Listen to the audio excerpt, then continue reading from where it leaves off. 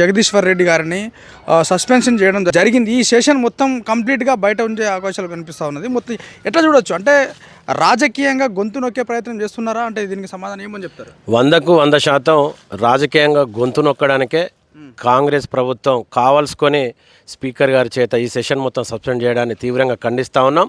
ఆయన ఏం మాట్లాడిండో గవర్నర్ చేత ఒక కాంగ్రెస్ పార్టీ కార్యకర్త వల్లే వాళ్ళు రాసుకున్నటువంటి స్క్రిప్ట్ను ఆ రోజు ఉభయ సభలను ఉద్దేశించి మాట్లాడిండు.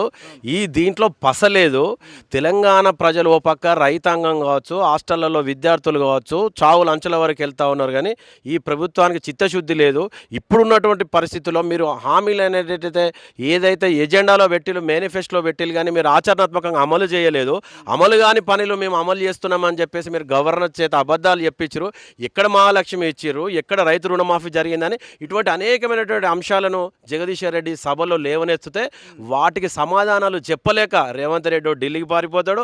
హౌస్లో ఉన్నటువంటి డిప్యూటీ సీఎం కావచ్చు ఉత్తమ్ కుమార్ రెడ్డి, కోమటిరెడ్డిలో తెలంగాణ ఉద్యమ ద్రోహులు, దద్దమ్మలు మా జగదీష్ రెడ్డి గారు అడిగినటువంటి ప్రశ్నలకు సమాధానాలు ఇవ్వలేక ఏ రకంగానైతే ఈయన గొంతు నొక్కాలంటే ఈ 10-15 రోజులు జరిగేటువంటి శాసనసభలో జగదీష్ రెడ్డిని కనుక లేనుకుంటూ చేసినట్లయితే కాంగ్రెస్ పార్టీ మీద ఎవరు కూడా విమర్శించారు, వాళ్ళు క్వశ్చన్ చేయరని చెప్పేసి ఆలోచనతోనే ఒక దుర్మార్గమైనటువంటి, ఎందుకు అనంటే స్పీకర్ అయినటువంటి వ్యక్తి ఉభయ సభలకు సంబంధించినటువంటి అయితే శాసనసభకు ఒక గౌరవ పెద్దన్న పాత్ర.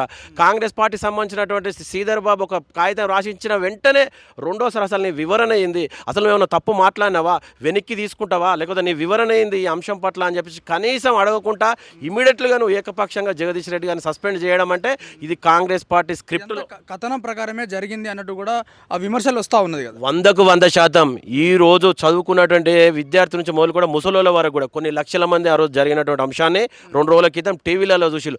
100% ఒక కుట్రపూరితంగానే ఆయన గొంతు నొక్కాలన్న ఆలోచనతోనే కావాల్సుకొని సస్పెండ్ చేశారు.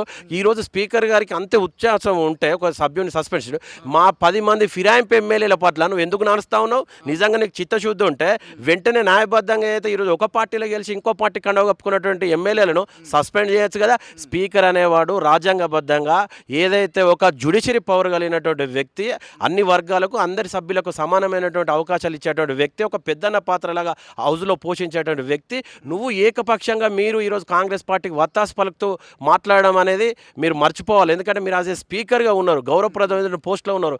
ఆ సభలో ఉన్నటువంటి అన్ని రాజకీయ పార్టీల సభ్యులకు సమాన అవకాశాలు ఇవ్వాలి. కానీ కేవలం నువ్వు కాంగ్రెస్ పార్టీ అభ్యర్థి కాబట్టి నీ కాంగ్రెస్ పార్టీకి సంబంధించినటువంటి వాళ్ళు చెప్పినట్టు ఏంటంటే మాత్రం ఆ స్పీకర్కు చేరున్నటువంటి గౌరవాన్ని మీరు తగ్గించిన వాళ్ళు అవుతారని చెప్పేసి కూడా ఈ సందర్భంగా మేము అనుకుంటా ఉన్నాం. అంటే ప్రజాపాలన గాడి తప్పిందా అంటే ఏమని సమాధానం చెప్తారు? మొత్తానికి ఎస్ఎల్బీసీ సంబంధించిన విషయంలో 21 రోజుకి గడిచినా కూడా ఇప్పటివరకు ఒక శవాన్ని తీయడం జరిగింది. అంటే ఇంకా 7గురి విషయాల పక్కన అంటే గవర్నమెంట్ ఏ విధంగా చూస్తూ ఉన్నది అంటే ఇది ముమ్మాటికి చాతగనటువంటి చర్యలు ఈ కాంగ్రెస్ రేవంత్ రెడ్డి. ఎందుకు చెప్తా ఉన్నామంటే ఆయన 6 గ్యారంటీలు కావచ్చు, ప్రజాపాలన అని చెప్పేసి పేరుకే, కానీ ఇక్కడ ప్రజా అభిష్టానికి వ్యతిరేకంగా వాళ్ళ పాలన చేస్తూ ఉన్నారు. వాళ్ళ వ్యక్తిగత మైలేజ్ కోసం, వాళ్ళ ప్రయోజనాల కోసం, వారి కమిషన్ల కోసం పనిచేస్తూ ఉన్నారు. కానీ ఒక తెలంగాణ సగటు మానవుడు కావాల్సినటువంటి ఆయనకు కావాల్సినటువంటి త్రాగునీరు కావచ్చు, ఇతర రైతాంగానికి సంబంధించినటువంటి సాగునీరు కావచ్చు, ప్రభుత్వంలో ఉన్నటువంటి పేద వర్గ ప్రజలు ఈ ప్రభుత్వం వస్తే మాకు మంచి జరుగుతుందని చెప్పేసి ఏదైతే ఆశించారో అంతకు విరుద్ధంగా ఈరోజు సంక్షేమ పథకాలన్నిటిని కూడా ఈ పేద వర్గాలకు దూరం చేసేలు. ఇంత సిగ్గులేని చర్య అంటే ఓ దిక్కు ఆధునిక యంత్రాంగం ఈరోజు సాంకేతికంగా భారతదేశం కావచ్చు మన రాష్ట్రం అడ్వాన్స్గా ఉన్నటువంటి తరుణంలో మీకు అనాలోచిత నిర్ణయంతో గత 22 రోజుల క్రితము ముందు రోజు నైట్ షిఫ్ట్లో పనిచేసినటువంటి కార్మికులు నైట్ డ్యూటీ చేసి వచ్చి అక్కడ పైపెచ్చులు ఊడుతూ ఉన్నాయి. మార్నింగ్ వెళ్ళేటువంటి షిఫ్ట్ కార్మికులు వెళ్ళకూడదు, అధికారుల దృష్టికి తీసుకెళ్తే బలవంతంగా అక్కడ ఉన్నటువంటి కాంట్రాక్టర్ కావచ్చు అధికారులు దాదాపు వాళ్ళను బలవంతంగా కార్మికులను ఇంజనీరింగ్లో పంపితే దాదాపు 21 రోజులు కావస్తా ఉన్నా కూడా ఈరోజు వాళ్ళు సహాయక చర్యలు చేయడంలో వాళ్ళు గాలి కొదిలేసిలు. ఏదో హెలికాప్టర్లలో ఉత్తమ్ కుమార్ రెడ్డి, కోమటిరెడ్డి, బట్టి వీళ్ళంతా తిరిగిరు తప్ప కనీసం ముఖ్యమంత్రికి దాని మీద రివ్యూ పెట్టేటువంటి ఆలోచన కూడా లేదు. ఏమాత్రం ఢిల్లీకి సంచులు మోయాలి, ఢిల్లీలో నా పదవి ఎప్పుడు ఊడకుంటుండడానికి దానికి కావాల్సినటువంటి సామాన్ చదువుకుంటా ఉన్నాడు తప్ప కానీ ఈ పేద ప్రజలను కావచ్చు ఎస్ఎల్బీసీ ముఖ్యంగా విదేశీ రాష్ట్రం సంబంధించినటువంటి కార్మికులను కాపాడుకోవాలనే ఆలోచన ఉన్నట్లయితే 24/7 అక్కనే అధికార యంత్రాంగం ఉండాలి, పకడ్బందీ చర్యలు తీసుకోవాలి. నువ్వు మిగతా దేశాలకి వెళ్ళి రాష్ట్రాలకి వెళ్ళి ఏదో రోబోలను టెక్నాలజీ చేస్తారు. కానీ మీకు ఇక్కడ పూర్తిగా మీ పాలన వైఫల్యం అనేది కొట్టొచ్చినా కూడా అవుపడుతుంది. ఈరోజు మన రాష్ట్రంలో అనేకమైనటువంటి మేధావర్గం సాంకేతికంగా ఉన్నటువంటి ఎన్ఐటి, ఆర్ఈసి, త్రిపుల్ ఐటీ సంబంధించిన ఇంజనీరింగ్ వ్యవస్థ కూడా ఉన్నాయి. నువ్వు వాటిని ఉపయోగించుకుంటా తాత్సారం చేస్తావు. అంటే ఈ ప్రాంత బిడ్డలు వారు చనిపోయినా కూడా మాకు సంబంధం లేదు, మా పదవులు కావాలని చెప్పేసి మీ పదవుల కోసం మీ నోళ్ళు పెదవులు మూసుకుంటారు ఈ కాంగ్రెస్ పార్టీలు కావచ్చు. ఎస్ఎల్బీసీ చాలా ప్రమాదం, దురదృష్టకరం. మన ఏదైతే గతంలో ఇరిగేషన్ శాఖ మంత్రిగా చేసినటువంటి హరీష్ రావు గారు మేము సలహాలు ఇస్తామే, ప్రతిపక్షంలో ఉన్నాం, మా సలహాలు వినండి అని చెప్పేసి ఎస్ఎల్బీసీ దగ్గరికి పోతే అక్రమంగా ఆయన గొంతు నొక్కుతారు, అరెస్ట్ చేస్తారు. పబ్లిక్ మీటింగ్లలోనూ రేవంత్ రెడ్డి మీ సలహాలు ఇవ్వండి, ప్రతిపక్ష నేత కేసీఆర్ గారు మేము తీసుకుంటామని చెప్పేసి ఆయన లెక్చర్లు ఇస్తాడు. ఇంకొక ముఖ్యమంత్రికి విరుద్ధంగా మాకు ఇవ్వాల సలహాలు అవసరం లేదు అంటే వాళ్ళకి ఏంది, ఎట్లా వాళ్ళ పదవి కాలాన్ని గడుపుకోవాలి, ఎంజాయ్ చేయాలి, పదవులు అనుభవించాలని చెప్పేసి అనుకుంటున్నారు. కానీ మమ్మల్ని ఎన్నుకున్నటువంటి తెలంగాణ ప్రజలకు ఏ విధంగా న్యాయం చేయాలి, వాళ్ళ హక్కులను ఎలా కాపాడాలి. ఓ పక్క చంద్రబాబు నాయుడు కృష్ణా జలాలు ఎత్తుకపోతా ఉంటే వీళ్ళు ఇక్కడ సపోర్ట్ చేయరు. తెలంగాణకు వచ్చినటువంటి గతంలో కేసీఆర్ హయాంలో వచ్చినటువంటి ప్రాజెక్టులన్నీ కూడా కేంద్ర ప్రభుత్వం తీసేస్తూ ఉంటే అవి అడగరు. తెలంగాణ పూర్వజర చట్టంలో ఉన్నటువంటి కావాల్సినటువంటి కోచ్ ఫ్యాక్టరీ సంబంధించింది కావచ్చు, బయ్యారం ఉక్కు సంబంధించింది కావచ్చు, పేరుకే అక్కడ గిరిజన యూనివర్సిటీ ఉన్నది, పేరుకే ఉన్నది. అక్కడ ల్యాండ్ కేటాయించింది రాష్ట్ర ప్రభుత్వం కేసీఆర్ గారు. అక్కడ ములుగు దగ్గర, గట్టమ్మ దగ్గర, జాకారం దగ్గర బ్రహ్మాండంగా భవనం కట్టేయచ్చు. అటువంటి కేంద్ర ప్రభుత్వాన్ని వీళ్ళు అడగరు. కేవలం అసెంబ్లీలో, పార్లమెంట్లో మైక్ల ముందు మాట్లాడిలా, ఇక్కడికి వచ్చి ఎంజాయ్ చేసిలా కానీ తప్ప కానీ పేద ప్రజలకు న్యాయం జరుగుతుందా లేదా అని చెప్పేసి ఈ రేవంత్ రెడ్డి సర్కారు వాళ్ళు ఆలోచిస్తలేదు. ఇదే కనుక ఇట్లనే కనుక మీకైతే రాబోయే రోజులలో ఖచ్చితంగా ప్రజలు ఇప్పటికి బాధపడుతూ ఉన్నారు. అరే పనిచేసేటువంటి నాయకుని కేసీఆర్ను ఓడగొట్టుకున్నామని చెప్పేసి ఏ ముసలైనని అడిగినా, ఏ పసిపిల్లలని అడిగినా కూడా అరే కేసీఆర్ను ఓగొట్టుకున్నాం, అనవసరంగా మాకు మేము తప్పు చేసినామని ఇలా రైతులు అనుభవిస్తారు కదా. కాళేశ్వరం జలాలతోని కానీ, అటు ఎస్ఆర్ఎస్పికి సంబంధించిన కావచ్చు, కృష్ణా జలాలతోని ఇంత బ్రహ్మాండంగా ఎండాకాలంలో కూడా మత్తలు పడ్డ చాలా చెరువుల. కానీ ఇవాళ ఉన్నటువంటి ప్రాజెక్ట్ ఇక్కడ ప్రజల కోసం కట్టలేదు కాళేశ్వరం ప్రాజెక్టు, కుంభకోణం చెయ్యడానికే కాళేశ్వరం ప్రాజెక్టు కట్టాడు అన్నట్టు కూడా కాంగ్రెస్ నాయకులు ప్రస్తావిస్తూ ఉన్నారు. సో దీనికి ఎట్లా చూడొచ్చు మొత్తానికి? అది రాజకీయ విమర్శ. ఎక్కువనో ఇవాళ మనం ఇల్లు కట్టుకున్నా కూడా పిల్లర్కు అక్కడ ఎక్కువనో క్రాక్ వస్తుంది. మేడిగడ్డ ప్రాజెక్టులో భాగంగా ఒక 2 పిల్లర్లు కుంగినాయి. దానికి కేంద్రం కావచ్చు, రాష్ట్రం కావచ్చు, మనోళ్ళు కూడా స్టేట్ సంబంధించిన గత ప్రభుత్వంలో పనిచేసిన వాళ్ళు సమాధానాలు చెప్పిళ్ళు. కమిషన్ ఎప్పుడు పిలిస్తే అప్పుడు కూడా దానికి సంబంధించి రాసి పంపారు. కానీ కాళేశ్వరం ప్రాజెక్ట్ అంటే ఒక మేడిగడ్డ కాదు కదా. చాలా పంప్ హౌజులు ఉన్నాయి, సబ్స్టేషన్స్ ఉన్నాయి, రిజర్వాయర్స్ ఉన్నాయి. దాదాపు సముద్ర మట్ట అడుగుకు ఎత్తులో ఉన్నటువంటి 100 అడుగుల ఎత్తులో ఉన్నటువంటి కాడ బ్యారేజ్ నిర్మించి ఎక్కడ 200-300 కిలోమీటర్లు కొండపోచమ్మ సాగర్ హైదరాబాద్ వరకు కూడా నీటిని తరలించడం ఒక రీఇంజనీరింగ్ చేసి కేసీఆర్ అక్కడ దగ్గరుండి ఆ ప్రాజెక్ట్ ఎట్లుంటే బాగుంటుంది, ఈ తెలంగాణ ప్రజలు ఈ బీళ్లు పడ్డటువంటి ఈ భూములు సస్యశ్యామలం కావాలనే ఆలోచనతో చేశాడు. వాళ్ళు ఒక రాజకీయ కుట్రలో భాగంగా ఒక రాజకీయంగా తీసుకొని కేసీఆర్ను బదనం చేయాలి కాళేశ్వరం మేడిగడ్డ ప్రాజెక్టుతో అని చెప్పేసి వాళ్ళు మాట్లాడుతూ ఉన్నారు. కానీ ప్రజలు గమనిస్తూ ఉన్నారు కేసీఆర్ మంచి చేసిండా ఏం చేసిండా అనేది ప్రజలు గమనించారు. కానీ నువ్వేం చేస్తా ఉన్నావు? నువ్వు మంచిగా చేస్తానే కదా నేను ఎన్నుకున్నది. నీకు నిజంగా చిత్తశుద్ధి ఉంటే గత 10 సంవత్సరాలు ఆ ప్రభుత్వం ఏం చేస్తా నీకెందుకు ఊకే నువ్వు తప్పించుకోపోవడానికి వాటిని ఎందుకు తవ్వుకుంటుంటాను? నిజంగా నీకు చిత్తశుద్ధి ఉంటే రేవంత్ రెడ్డిగా నీ ప్రభుత్వంగా నువ్వేం చేస్తున్నావో గది చెయ్యి. ఇక్కడ ప్రజలకు కావాల్సినటువంటి ఏదైతే అవకాశాలు ఉంటాయో సహకరించు, స్కీములు పెట్టు. ఇవాళ నువ్వు కళ్యాణ లక్ష్మితో పాటు నేను జనవరి 7వ తారీఖు వస్తే తులం బంగారం ఇస్తాను, నీ 2 జనవరిలు పోయినాయి, నువ్వు వచ్చి సంవత్సరంన్నర దాటింది. ఇటువంటి అనేకమైన మహాలక్ష్మి పూర్తిగా అమలైందని చెప్పి గవర్నర్ ప్రసాద్. మహాలక్ష్మి అంటే ఒక ఆర్టీసీ బస్సులలో ఫ్రీగా మహిళలకు కాదు, దాంట్లో ఒక 5-6 అంశాలు ఉన్నాయి. ఏదైతే అమ్మాయిలకు సంబంధించింది స్కూటీలు కావచ్చు, మహిళలకు 18 సంవత్సరాల ఎన్నికలకు 2,500 రూపాయలు కావచ్చు, కళ్యాణ లక్ష్మి కింద తులం బంగారం కావచ్చు, ఇటు అన్నిటిని కూడా ఏమాత్రం అక్కడ అమలు చేయకుండా మహాలక్ష్మి పూర్తిగా అయిందని చెప్పేసి వత్తాసు బోఫోర్స్ మాటలు మాట్లాడుతుండు రేవంత్ రెడ్డి. ప్రజలు కూడా గమనిస్తూ ఉన్నారు.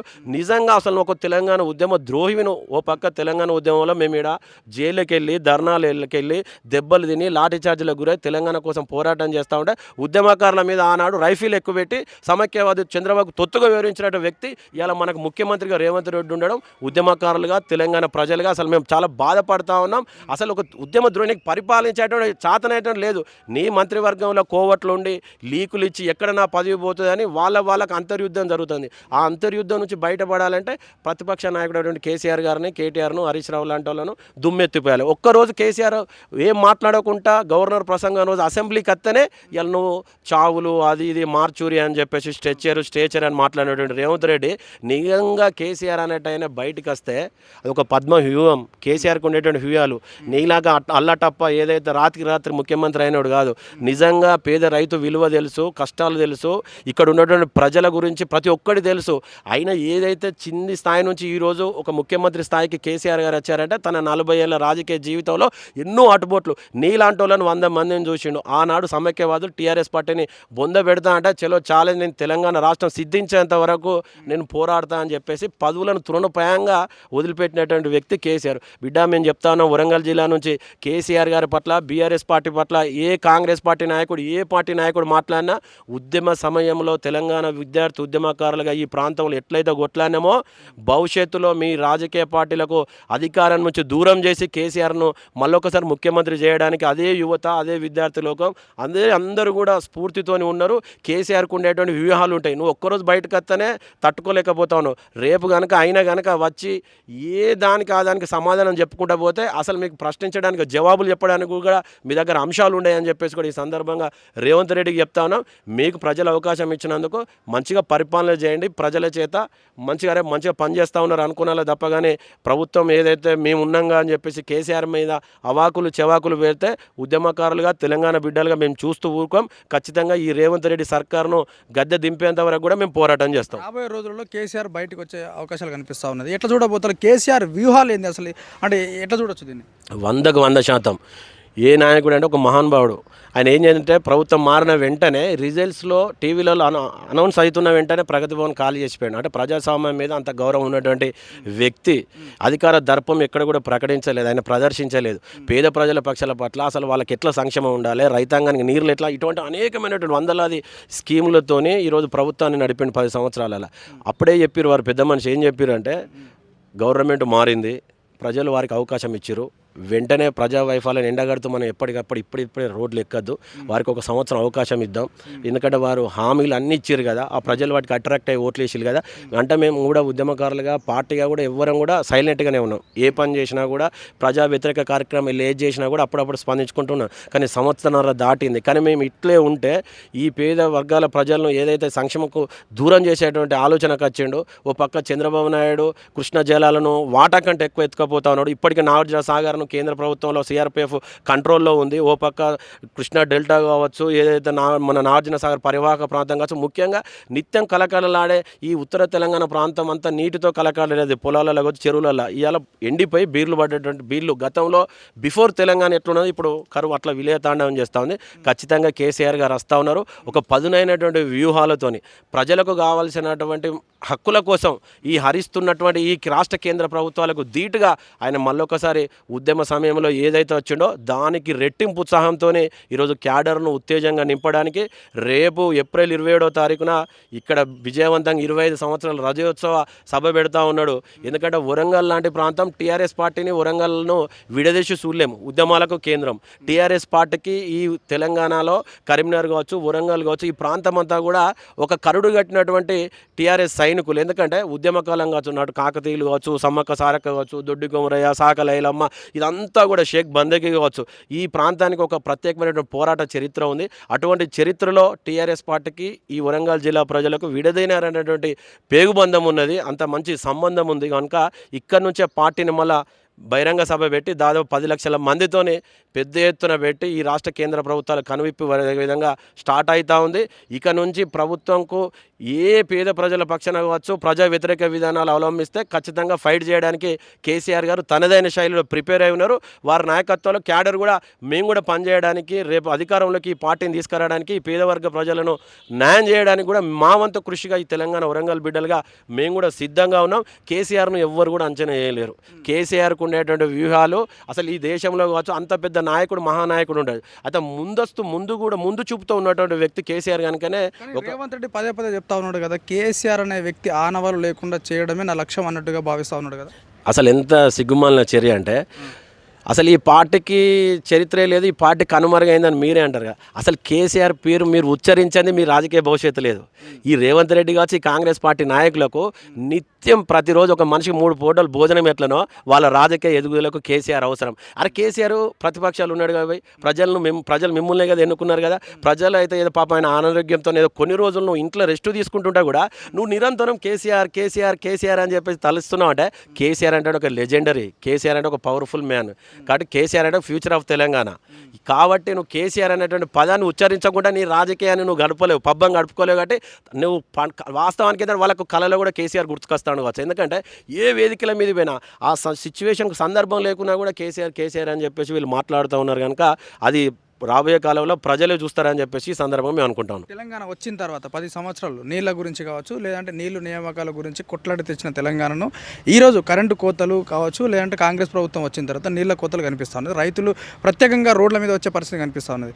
ఎట్లా చూడొచ్చు దీనికి? మొత్తానికి అవగాహన లేక పరిపాలన గాడి తప్పింది అంటే ఎట్లా చూడొచ్చు దీన్ని? ఇది కాలం తెచ్చిన కరువు కాదు, రేవంత్ రెడ్డి తెచ్చిన కరువు. ఎందుకంటే ఎండాకాలం, ప్రతి ఎండాకాలం, చలికాలం, వానాకాలం ఎప్పటికి వస్తూ ఉంటుంది. కానీ ప్రీవియస్ 10 సంవత్సరాలు మనం చూసినాం కదా, ఇదే చెరువులు, ఇది భూమి అయితే మారలే కదా, ప్రాంతం అయితే మారలే కదా. మరి కేసీఆర్ హయాంలో ఇదే ఎండాకాలంలో మత్తడి దొరికిన పెద్ద పెద్ద చెరువులు, రిజర్వాయర్లు. వీళ్ళకు పరిపాలన మీద అవగాహన లేక, పరిపాలన మీద పట్టు లేక, పరిపాలన చేతగాక, వీళ్ళ మధ్యలో ఈ ప్రభుత్వంలో ఉన్నటువంటి మంత్రుల మధ్య అండర్స్టాండింగ్ లేక, ముఖ్యమంత్రి ఒకటి మాట్లాడితే రాష్ట్ర మంత్రి ఒకటి మాట్లాడతాడు. కాబట్టి వీళ్ళకు చేతగాక పరిపాలన అనేది గాలికి వదిలేసి కేసీఆర్ మీద అన్ని నెట్టెత్తా ఉన్నారు. ఇది కాలం తెచ్చిన కరువు కాదు. గతంలో కాలం కన్నెర్ర చేసినా కూడా కాళేశ్వరం జనాలతోని తెలంగాణ ప్రాంతం అంతా కూడా సస్యశ్యామలం చేసినటువంటి వ్యక్తి కేసీఆర్ గారు. గతంలో నీకు ఎండాకాలంలో బ్రహ్మాండంగా నీళ్లు ఉంటాయి, నీ హయాంలో ఎందుకు నీళ్ళు లేవు? నీకు ఆ పరిపాలన చేతగాక, ఆ ఇంజనీరింగ్ వ్యవస్థను, ఆ నీళ్లను వదులుకోక ఈరోజు కేసీఆర్ను డ్యామేజ్ చేయాలంటే అక్కడ నువ్వు మేడిగడ్డ కాడ నీళ్లను ఒడిసిపట్టుకునేది వదిలిపెట్టి కొన్ని లక్షల క్యూసెక్క నీళ్లను సముద్రంలో కలిపిండు. ఎందుకంటే కేసీఆర్ మీద కోపంతో. అదే కనుక నువ్వు మేడిగడ్డ అన్నారం మధ్యలో నీళ్లను స్టోరేజ్ చేసుకొని కనుక నువ్వు ఇటు ఏదైతే పంప్ హౌస్ల ద్వారా, గ్రావిటీ ద్వారా కనుక నువ్వు రిజర్వాయర్లను నింపుకునేది ఉండేది ఉంటే అసలు ఎండాకాలం కాదు, ఇంతకు డబుల్ రేట్లు 50-60 డిగ్రీల సెల్సియస్ ఎండలు ఉన్నా కూడా ఈ ప్రాంతంలో నీళ్లు ఉండేటువంటి పరిస్థితి అట్లా తయారు చేసిపోయాడు కేసీఆర్. కానీ నీకు చేతగాక కేసీఆర్ను బదనం చేయాలనేటువంటి ఒక దుర్బుద్ధితోని నీ రాజకీయ లబ్ధి కోసం నువ్వు ఇవాళ డ్రామాలు ఆడుతూ ఉన్నాడు రేవంత్ రెడ్డి. ప్రజలందరూ కూడా గమనిస్తూ ఉన్నారు. రాబోయే రోజులలో రేవంత్ రెడ్డిని ఏ పార్టీలో చూడొచ్చు? ప్రధానంగా కాంగ్రెస్ పార్టీలో చూడొచ్చా, లేదంటే బీజేపీ పార్టీలో చూడొచ్చు? ఎందుకంటే ఒక విమర్శ వస్తూ ఉన్నది, బీజేపీ పార్టీలో చేరే అవకాశాలు ఉన్నది, ఆర్ఎస్ఎస్ కార్యకర్తగా ఒక భావజాలు కనిపిస్తున్నట్టుగా ఒక విమర్శ వస్తూ ఉంది. ఎట్లా చూస్తారు దీన్ని? వాస్తవానికి మొన్న గుజరాత్లో రాహుల్ గాంధీ ఏం చెప్పిండు, కొంతమంది మా కాంగ్రెస్ నాయకులు బీజేపీ పార్టీకి బీ టీమ్గా పనిచేస్తున్నారు, వాళ్ళు అంతా చూస్తాం, పార్టీలకేం తరిమి కొడతామని చెప్పి ఆయన నేనని ఉద్దేశించే అన్నాడు కదా. నువ్వు నరేంద్ర మోడీ అబ్బా షబాష్ బడే బాయ్ మంచోడు అంటావు, ఇక్కడ నువ్వు రాష్ట్రంలో బీజేపీ వాళ్ళని తిడుతావు, నరేంద్ర మోడీని మెచ్చుకుంటావు. అక్కనే నీ అదేం తేట తెల్లమైంది. ఎక్కడ నన్ను కాంగ్రెస్ పార్టీ పక్కకు పెట్టినా నా ముఖ్యమంత్రి పదవి పోవద్దంటే నేను బీజేపీతో కుమ్మక్కై ఉండాలి, వాళ్ళ ఎమ్మెల్యేల సహకారంతో, కొంతమంది నేను పైసలు పెట్టుకుంటే నాతో పాటు వచ్చే ఎమ్మెల్యేలతో నేను అధికారం దక్కించుకోవాలా, చేరు ఉండాలని ఆలోచిస్తాను తప్ప ఆయన పూర్తిగా నిజంగా కాంగ్రెస్ పార్టీకి చిత్తశుద్ధి ఉంటే ఈయనని కాదు ముఖ్యమంత్రిని చేయాల్సింది. నిర్విరామంగా 40 సంవత్సరాలుగా కాంగ్రెస్ పార్టీలో జెండా పట్టుకొని ఎన్ని ఇబ్బందులు వచ్చినా కూడా ఆ జెండాను పట్టుకొని పనిచేసేయాలి ఎమ్మెల్యే అయిన వాళ్ళు ఉన్నారు వాళ్ళ పార్టీలో కూడా. గసంటోళ్ళని చేస్తే ఆ కాంగ్రెస్ పార్టీ కార్యకర్తలకు ఏమైనా న్యాయం జరుగుతుంది. ఇవాళ చూసినావు కదా ఎంతమందికి పదవులు ఇచ్చిండి, ఇవాళ ఎంతమందికి. అసలు ఇబ్బందికరమైనటువంటి పరిస్థితి ఏంటంటే ఆయన అన్నదమ్ములతోని ఈయనతోని కాంగ్రెస్ పార్టీ ఉన్న మైలేజ్ పోతుంది ఈ తెలంగాణ రాష్ట్రంలో. అసలు ఈయన నిజంగా కాంగ్రెస్ పార్టీ సభ్యత్వం ఉన్నదో లేదో ఈయనకు తెలియదు రేవంత్ రెడ్డికి. కానీ ఆయన మాట్లాడేటటువంటి మాటలు అంతా బీజేపీ ఏదైతే ఢిల్లీ డైరెక్షన్లో మాట్లాడుతున్నాడుగా ఇక్కడ తెలంగాణ ప్రజలు అనుకుంటా ఉన్నాం. ఇంకా కొన్ని రోజులలో తేట తెల్లమవుతుంది. అసలు ఆయనకు చిత్తశుద్ధి ఉండేది ఉంటే అసలు ఆయన కాంగ్రెస్ పార్టీ బీజేపీ అన్నది ఇక్కడ ప్రజలు ఇక్కడ గమనిస్తూ ఉన్నారు. కనుక రేపు భవిష్యత్తులో ఎందుకంటే గతంలో ఆయన ఫస్ట్ మా టీఆర్ఎస్లో జెడ్పీటీసీ అయ్యాడు, తర్వాత తెలుగుదేశంలో ఎమ్మెల్సీ అయ్యాడు, తెలుగుదేశంలోకి వెళ్ళి మళ్ళీ కాంగ్రెస్ వేయండు. చిన్నప్పుడు ఆయన చదువుకున్నప్పుడు రోజులలో ఏబీపీ, బీజేపీ, ఆర్ఎస్ఎస్, చెడ్డి సిద్ధాంతం అదొకటి కార్యకర్తగా పనిచేసాడు. కాబట్టి ఇక ఆయన ఒక మిగిలిన ఒక కేఏపాల్ పార్టీ ఒక్కటే రేవంత్ రెడ్డిది మిగిలినట్టున్నది. కానీ ఆయన వాస్తవానికి రేపు కాంగ్రెస్ను కూడా నట్టేట ముస్తాడు. ఏదో గాడి తప్పి ఇలా అధికారంలోకి వచ్చింది. కానీ ఈ రేవంత్ రెడ్డి చేయబట్టే మళ్ళీ కాంగ్రెస్ పార్టీ కూడా మళ్ళీ నాశనం అయ్యేటువంటి పరిస్థితి. ఇంటర్నల్గా ఆయన బీజేపీ సపోర్ట్ చేస్తూ ఉన్నాడు. ఎందుకంటే ఆయన బీజేపీ ఎమ్మెల్యే రాజాసింగే చెప్తా ఉన్నాడు, మొన్న చెప్పిన అసెంబ్లీ సెషన్ సందర్భంగా మా బీజేపీ వాళ్ళు కాంగ్రెస్ వాళ్ళు పై స్థాయిలో కుమ్మక్కాయలు, మా పాత తుక్కు సమానం అంతా పోతే మా పార్టీ కూడా సెట్ అవుతుంది అంటే ఎందుకు ఉద్దేశించాడు? రేవంత్ రెడ్డి లాంటి వాడు ఎన్ని తప్పులు చేసినా బండి సంజయ్, కిషన్ రెడ్డి లాంటి వాళ్ళు వెనకేసుకొస్తాడు కనుకనే వాళ్ళ పార్టీ ఎమ్మెల్యే రాజాసింగ్ అంటాడు. కాబట్టి అసలు ఆయనకు ఒక క్లారిటీ లేదు, అసలు నేను ఏ పార్టీ అనేది ఆయనకే తెలుస్తలేదు. ప్రజలు కూడా అతి త్వరలో వస్తుంది కాబట్టి అది కూడా మనం గమనించాలి. కానీ ఇక్కడ ఒకటి, మొత్తానికి 10 సంవత్సరాలు బీఆర్ఎస్ పార్టీకి అవకాశం ఇచ్చిళ్ళు అంటే తెలంగాణ రాష్ట్ర ప్రజలు, తర్వాత మళ్ళీ కాంగ్రెస్కి ఇచ్చిళ్ళు అంటే రాబోయే రోజుల్లో మళ్ళీ బీజేపీకి అవకాశాలు ఇచ్చే కనిపిస్తుందా ఎక్కడైనా? ఎందుకంటే బీజేపీ వాళ్ళు కూడా చెప్తా ఉన్నారు ఒక పార్టీకి 10 సంవత్సరాలు ఇచ్చిళ్ళు, ఇంకో పార్టీకి నెక్స్ట్ ఇది ఇచ్చిళ్ళు అన్నట్టుగా మాట్లాడుతున్నారు. మళ్ళీ రాబోయే రోజుల్లో మేము స్థాపిస్తాం అన్నట్టు కూడా చెప్తా ఉన్నారు కదా బీజేపీ వాళ్ళు. బీజేపీకి తెలంగాణ ప్రాంతంలో అధికారంలోకి వచ్చేంత సీన్ లేదు. ఎందుకు లేదంటానంటే 10 సంవత్సరాల తర్వాత కేసీఆర్ గారి మీద చిన్న చిన్న అభిప్రాయాలతోనే కేసీఆర్ గారి మీద రాలేదు. ఆ నియోజకవర్గాలలో ఉన్నటువంటి ఎమ్మెల్యే అభ్యర్థుల మీద వ్యతిరేకతోని కేసీఆర్ అంటే లాస్ అయ్యిండు తప్ప మీరు ఓట్ల పర్సెంటేజ్ చూడండి 1.8 డిఫరెన్స్తోనే రేవంత్ రెడ్డికి అధికారంకి వచ్చింది. అప్పటికీ కూడా కేసీఆర్ను వాళ్ళు కాంటాక్ట్ అయ్యి సార్ మేము ఒక 10 మంది వస్తాం మనం గవర్నమెంట్ ఫామ్ చేద్దామంటే ఇది ప్రజాస్వామ్యంలో నేను అందరి లెక్క కాదు నీతి నిజాయితీ న్యాయబద్ధంగా ఉంటా లేదు మీరు 5 ఏళ్ళ వరకు మేము ముట్టుకోమని చెప్పినటువంటి నాయకుడు మహానాయకుడు కేసీఆర్. ఇది వాస్తవానికి ఏంటంటే ఓట్ల పర్సెంటేజ్ సంబంధించిన 1 చేంజ్ ఏదో ఒక డిఫరెన్స్ వచ్చింది తప్ప కానీ మెజారిటీ ప్రజలు ఏదో మిమ్మల్ని ఎన్నుకోలేదు. ఇప్పటికి ప్రజలు గమనించేది ఏంటంటే అసలు కేసీఆర్ను మేము ఓడగొట్టుకొని తీవ్రంగా మాకు మేము శిక్ష చేసుకున్నట్లయింది, మాకు అన్యాయం జరుగుతూ ఉంది అని చెప్పేసి ఈరోజు ప్రజలు గమనించారు. రేపు ఎన్నికలు ఎప్పుడు వచ్చినా మేము చెప్తా ఉన్నాం కదా, టీఆర్ఎస్ పార్టీ కార్యకర్తలు కాదు సామాన్య ప్రజల దగ్గరికి వెళ్ళి యాజ్ ఏ జర్నలిస్ట్గా మీరు వెళ్ళి అడగండి ప్రజలలో ఏముంది కేసీఆర్ పట్ల ఎంత అమితంగా ప్రేమ చూపిస్తారో ఏం లాస్ అయినామని చెప్పేసి ఏడ్చుకుంటూ చెప్తారు పెద్ద మనుషులు చాలా ఊర్లలో. కాబట్టి 80% ఈ ప్రాంతంలో బీజేపీకి ఏదో జిహెచ్ఎంసీలో అక్కడక్కడ మీకు మన ఎమ్మెల్యే సీట్లు అండర్స్టాండింగ్ లోపంతో మీకు 8 సీట్లు గెలవచ్చు. కానీ తెలంగాణ ప్రాంతం ఉద్యమాలకు కొంత లెఫ్ట్ ఐడియాలజీతోని ఇక్కడ ఉన్నటువంటి ప్రాంతంలో బీజేపీకి ఎప్పుడు ఏదో సీట్లు వస్తాయి కావచ్చు 5-10 సీట్లు, కానీ అధికారం వచ్చేంత సీను ఈ తెలంగాణ రాష్ట్రం లేదు. మళ్ళీ రిపీట్ అవుతుంది. ఎందుకు బీఆర్ఎస్ఏ రిపీట్ అవుతుంది అంటే పేద ప్రజల కోసం పనిచేసినటువంటి వ్యక్తి భవిష్యత్ తరాలకు ఇక్కడ ఉన్నటువంటి బిడ్డలు మంచిగా ఉండాలంటే తెలంగాణ మంచిగా ఉండాలి, ఒక బంగారు తెలంగాణ అన్ని రకాల ఐటీ సెక్టర్ అయితేంది, ఇరిగేషన్ అయితేమి, వెల్ఫేర్ అయితేంది, ఇట్లా చెప్పుకుంటూ పోతే 400-500 మంది 500 సంక్షేమ పథకాలను అమలు చేసినటువంటి వ్యక్తి కేసీఆర్. కనుక నిజంగా రేవంత్ రెడ్డి అంటే ఆయనకు చిత్తశుద్ధి ఉంటే కేసీఆర్ అయితే కొన్ని పథకాలను అమలు చేశాడు కదా, వాటికి నువ్వు రెట్టింపు కొంత అమౌంట్ చేర్చి ఆ పథకాలను అమలు చేయాలి. గాను కళ్యాణ లక్ష్యం మా వాళ్ళు 1,116 రూపాయలు ఇచ్చాను. నువ్వు తులం బంగారం అన్నావు కదా, నువ్వు ఆ 1,25,000 ఒక తులం బంగారం ఇస్తే అరే సుభాష్ రేవంత్ రెడ్డి మా కేసీఆర్ కంటే నువ్వు ఎక్కువ చేస్తాను అని చెప్పు కదా. నువ్వు మహిళలకు 2,500 పెన్షన్ అని చెప్పేసి అన్నావు కదా, ఆ 2,500 ఇప్పుడు 14 నెలలు నువ్వు బాయ్కున్నావు కదా, దాదాపు 35,000 40,000 ప్రతి ఒక్క తెలంగాణలో ఉండే ప్రతి మహిళకి ఇలా నువ్వు బాయ్కున్నావు కదా. గవి చేస్తే సుభాష్ రేవంత్ రెడ్డి కేసీఆర్ కంటే మంచిగా చేస్తాను అన్నావు కదా. ఎస్సీ ఎస్టీ బీసీ సంబంధించిన డిక్లరేషన్ చేసినావు. నువ్వు ఇంకెంత దుర్మార్గం ఉంటే 10వ తరగతి పాస్ అయితే 5,000 ఇస్తా, ఇంటర్మీడియట్ పాస్ అయితే 10,000 ఇస్తా, డిగ్రీ పాస్ అయితే 15,000 ఇస్తా, పీజీ అయితే 50,000 ఇస్తా. అంటే ఈ సంవత్సరాల కాలంలో 1,00,000 మంది students 10th inter degree PG pass అయ్యారు. వాళ్ళకి ఏమైనా ఇచ్చినాను అట్లా చేస్తే సుభాష్ రేవంత్ రెడ్డి మా కేసీఆర్ కంటే మంచిగా పని చేస్తాడని అనుకుంటారు. నువ్వు అట్లా చేయకపోగా ఊకే రాజకీయ దుర్భుద్ధితో కేసీఆర్ నిధులలో గలవరిస్తావు, స్టేజ్ల మీద గలవరిస్తావు. అంటే కేసీఆర్ అంటే అంత స్ట్రాంగ్ మనిషి, కేసీఆర్ అంటే అంత లెజెండరీ. కనుక ఖచ్చితంగా కేసీఆర్ అనేటైనా ఈ తెలంగాణకు భవిష్యత్తుకు దిక్సూచి అని చెప్పేసి కూడా ఈ ప్రాంత ప్రజలుగా మేము అనుకుంటా ఉన్నాం.